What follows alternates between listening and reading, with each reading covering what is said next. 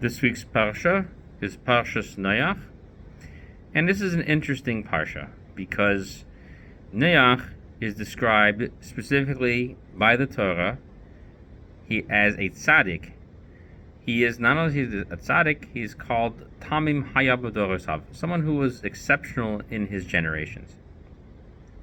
And the Torah talks nicely about how he follows all the instructions that Hashem gives him, and that he's able to save what's left of the world after the Mabul, after the flood, and he's able to go ahead and rebuild the world.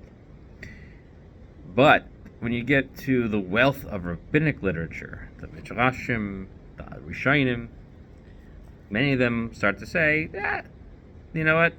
When we think of a tzaddik, we don't really think of Noach. Yeah, he's called a tzaddik. So it's a machlekes. The Midrash brings it down, and Rashi brings down this machlekes from the Midrash Rabbah. Was it pshat that he was really a tzaddik? That even if he were to live in the generation of Abraham, he was a tzaddik? Or is it because Abraham wasn't around yet, and so they didn't really know what a tzaddik was yet? They argue about this in the Midrash. As it gets even deeper in other Midrashim from around the same time period. There's a Midrash that quotes Rabbi Shimon Bar Yochai. There's a conversation that Eliyahu Navi and Yeshua ben Levi go to visit Rabbi Shimon Bar Yochai. Rabbi Shimon Bar Yochai was hiding for many years, so they go to visit him. And the first thing he asks them is, he says, I never saw a rainbow. Have you ever seen a rainbow? Because if someone's seen a rainbow, I can't have somebody around me who's seen rainbows. He goes, well, yeah, I've seen a rainbow. So, you're not enough of a tzaddik. He basically says that, he's saying that Noach was not just a big tzaddik. He said every generation, someone has to give a reason for Hashem to keep the world around. And usually there's about 30 reasons, like 30 people. Even though we have a Masorah for 36, and this medrash that's in the Yerushalmi, it mentioned Avodah Zarah, and in Brachos Yerushalmi, and also brought in slightly different details in the midrash itself, with this whole statement of being that Noach just wasn't a real tzaddik. It's just everywhere in the rabbinic literature. He wasn't so righteous, and rainbows are not good things. Why do we have a tradition of Noach not being a good person? Why would that develop? What about the text itself leads us to believe that Noach really is not what we're looking for when we talk about a tzaddik? Noach is not listed, right? Even in the Haftarah, we say that Hashem looks at Mei Noach to no longer be angry at the Jewish people. That's in the Haftarah. So one thing that's glaring about Noach is that Noach has literally nothing to say in his story. The Torah records him as saying absolutely nothing for the entire length of his story. He has nothing until at the very end of his tale, where he finally comes back on land and he makes a vineyard and gets drunk, and one of his sons makes fun of him. Now there's the Chavetz Chaim brings down in Shmiras HaLashon in the second half about the Lashon Hara that's involved in that, and it's a bad thing, and that the curse was somewhat deserved. But Noach has nothing to say until it comes to cursing that someone made fun of him for being drunk and having taken his clothes off. That's the only time that he speaks in the whole story. So the Rishonim point out that he had the ability to go ahead and have conversations with his neighbors and told them to be better people and they would avoid having the flood. He doesn't talk to them.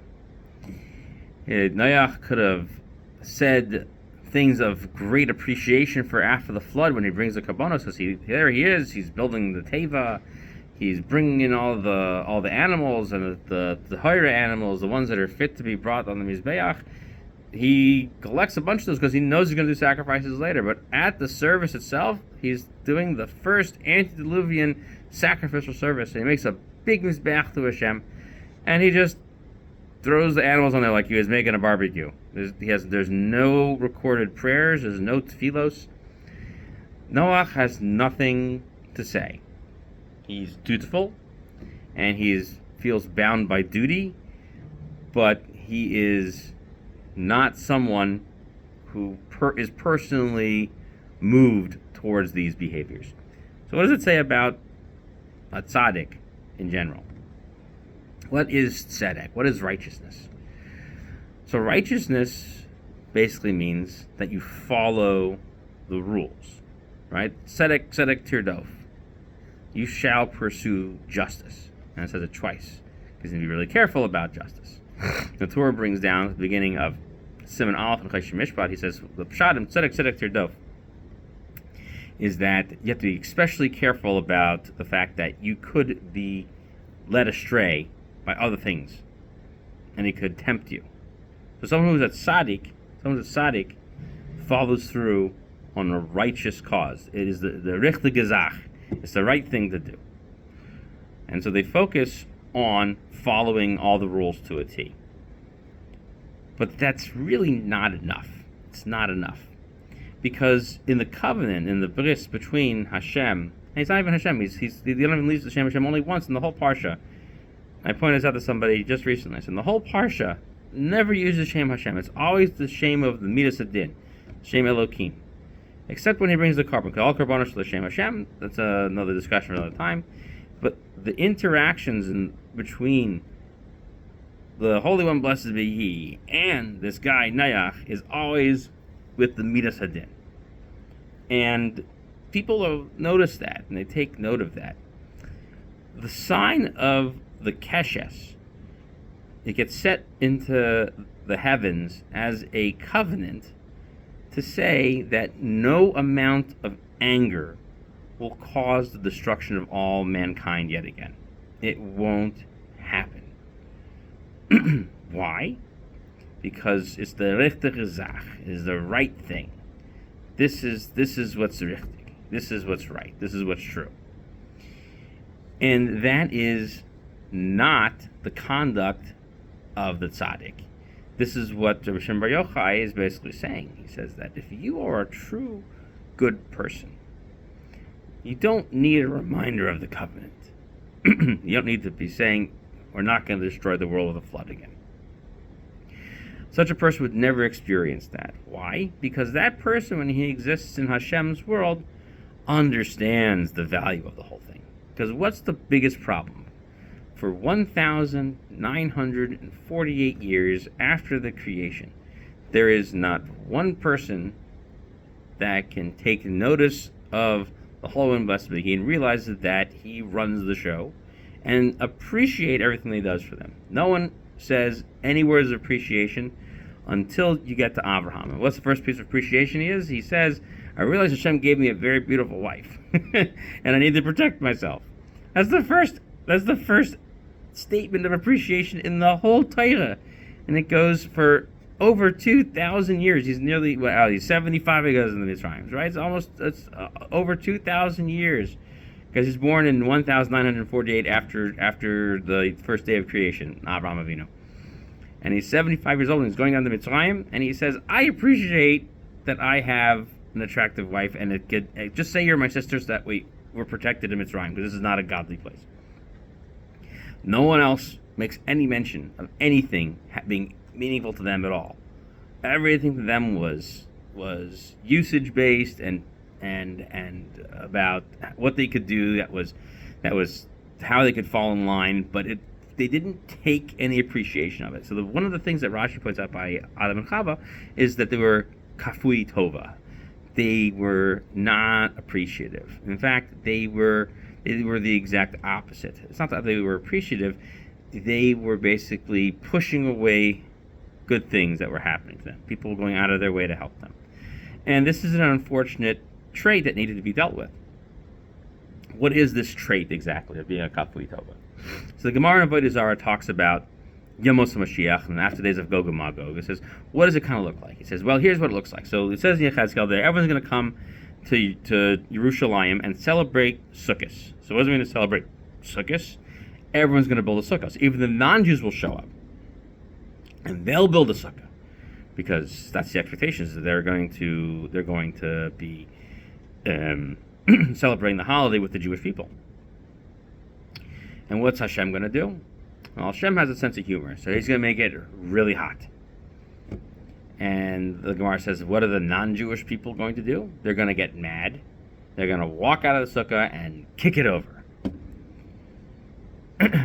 This idea that because I do something, therefore something else has to happen, is a very different approach to life than looking at it as if I do the right thing because the right things are good for me. And the Rambam talks about that being a different approach to life multiple times in the Shemona Prakim and in other places as well. Other Rishonim discuss it as well, but the Rambam really focuses on that. He also brings up in Hilchos Deos that doing the right thing, and his best statement of it, Osa esa emes mipnei shehu emes. He does what's true because it's true. Right?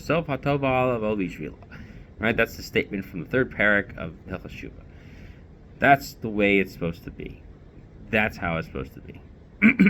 We need to have people in the world who do the right thing because the right thing is how I should feel as if I'm a partner in doing the right thing and what's in the best interest of the world. That should move me. That should motivate me. And I should be appreciative of the fact that these things exist that way. So by Noach,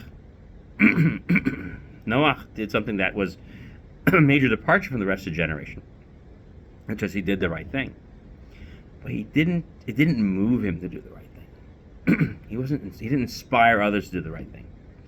He certainly didn't command his children after him to do the right thing. He just did the right thing without any real attachment to it. He's so devoid of anything. So the Midas Hadin is what connects to Noach. And Noach is very much, let me just do din. Let me just do din. And the Gemara asks the question, does the Torah demand that we personally only accept strict judgment? The Gemara asks this Shiloh in the Gemara Sanhedrin. Gemara Sanhedrin says, are you allowed to compromise with somebody? So the first Mandamar says, making compromise is sheker. It's the worst thing you can do. Don't compromise. You follow the law. 100% follow the law. And the Gemara comes back and it goes, no. The Torah tells us it's a mitzvah to make peace. It's a mitzvah to make peace. And we actually pass that way. It's a mitzvah to do a pshara. And it's better to do pshara than din. It's better to compromise than it is to do strict din. And the Midrash here talks about the way in which the Avos, our forefathers, used to do compromises. And it says that by Abraham, would initiate compromise with people by having them split the dispute. That's what he would do. He would have the parties split the dispute. The Midrash also says that David HaMelech would just pay somebody out, like it was, it's not worth fighting about. Let me just give you the money. You don't lose, you don't win. Right? Everyone should go on and be peaceful. But by Abraham it says that he used to increase the peace by helping people recognize about how important it was to compromise. But by Noach, there was only this midah of din. Everything by him was just, we do this because I just do what's right. But doing what's right doesn't have to mean it has to be strict. Doing what's right can also mean to have some compassion and seeing that maybe we can make things change. Maybe things could be better. And that's the difference between going from hero to zero. I saw a very, very good vort from Rev Jonathan Sachs, Zatzal. He says that the problem with the way in which Noach proceeded with things is that he was waiting to make sure that he was certain that this was the way the command worked out. This had to be the absolute strict law. They say, look at him. He's told he's told to leave the teva, and he starts sending the birds. Check the bird. Check the land. Then maybe we'll leave. He doesn't actually think that the reason why he's come to rest is because it's time to leave. He's no. There has to be dry land. Then we'll leave. Don't you have belief, faith, confidence? No. When I see dry land, there will be dry land, and then we will leave. Like, this is my boat. We follow my rules. That's the attitude. And so it's no wonder that one of the birds didn't come back. He's like, you know what? I gotta get a Teva free card. I am leaving. Now I'm gonna go ahead and go take care of everything else. But this is a big problem for Noach. A big problem for Noach. Even though he was very righteous, he was not inviting. He was not inspirational, and he was not a progenitor. He does not speak for the greatness of the Jewish people. And not once again, other than before he's explained why he's deserving of being redeemed, is he ever praised the same way that Abraham is later on. And it's so important to look at those important details. The way that God speaks about Abraham is so different. How can I hide from Abraham what I'm about to do? I have this is the relationship I have with Abraham. How can I maintain this relationship? With everybody else before him, it's, you deserve this. You deserve that. This is what you've earned. This is what you've got. Whether it's a punishment or a reward, it's only about what everybody feels that they deserve, what's coming to them. It's not about actually trying to put your mark or leave your imprint on the world. And so that's why Noach is a tzaddik, but not every tzaddik leaves their mark on the world. I'll leave a little interesting story about this. So we believe that someone who is a tzaddik, who has powerful tefillos, can save people from sickness and illness. There's great stories of Rabbi China ben Daisa in the Gemara in Brachos that they would ask him to come and daven for somebody who was sick, because he had the kayach, he had the skills to figure out who would survive and who would not. And if it was ever he found that he couldn't concentrate because the energy that he related to, it didn't work. And so what we find is that a person who's a big tzaddik can change everything. They can change whatever the gezerah is, right? So there's a famous case that happened in the late 18th century, that in a certain community there was a very ill person. And they went to the local dayan, and they asked the local dayan, listen, it's Shabbos, and this guy is not getting better, but we know in the next town over there's a big tzaddik, we want him to daven for him. So, he thought, well, having a tzaddik daven for somebody is pikuach nefesh. You can violate the Sabbath and walk over to him and ask him to daven for this guy. That's what the dayan ruled. After Shabbos, the Shiloh was presented to Rav Shlomo Kluger, who was the Gadol Ador in that region. And Rav Shlomo Kluger heard the story, and this is recorded in his Shuvah and Tuv Tam Vadas. He says that the first psak is the dayan must be removed. He said the second psak is that you can't break Shabbos in this situation. So why does he remove the dayan? He says the dayan made a perfectly obvious error in halacha. The fact that we ask a tzaddik to do tefillos is not the same thing as hiring a doctor that has a tried and true remedy. If the person's in a real sakana and you're going to go get a real and tried remedy, that's fine. But an untried one is a pure violation of Shabbos, and it's futile to do such a thing. So even though we believe that the tefillos work, the tefillos are not considered the same thing as a tried and true remedy.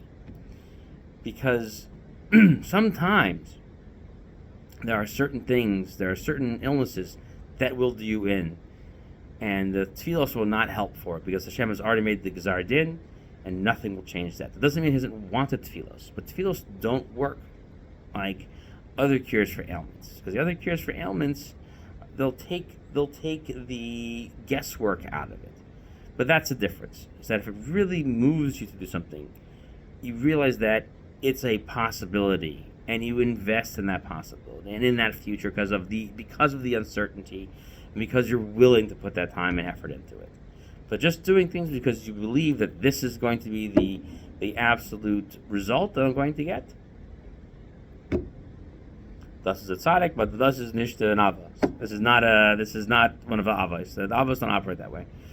And so the lesson we should take from Noach is that we can't just be one who follows the rules. We also have to be one who looks at bringing people closer to Torah, closer to mitzvos, and wanting to do them. Just like the Chafetz Chaim himself says in Avos Chesed, he said it's not enough to do Chesed. You have to actively look for Chesed, and that's the big difference. Actively look for Chesed. Good Shabbos.